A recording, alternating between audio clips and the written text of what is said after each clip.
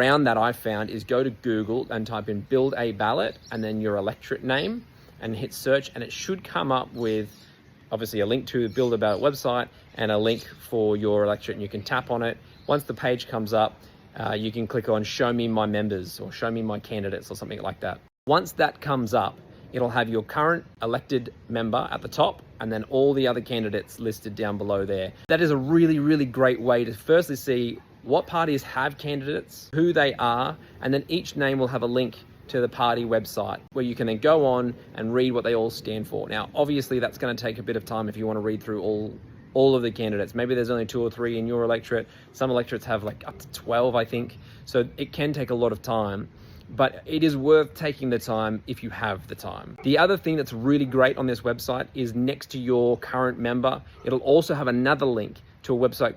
I think it's called Know Your Vote.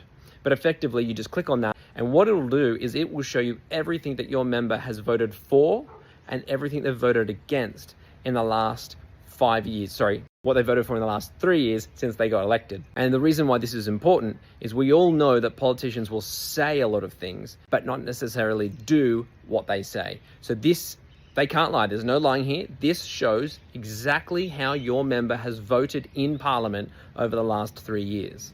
Now, that is important because they might say, hey, you know, we're a massive advocate to support this. And you go on there and it says, oh, they've voted against that every single time. You go, well, hold on, they're lying to me. And then they say, oh, we're very much against this and we're going to block it as much as possible. And then you go on there and you see that they've voted for it every single time.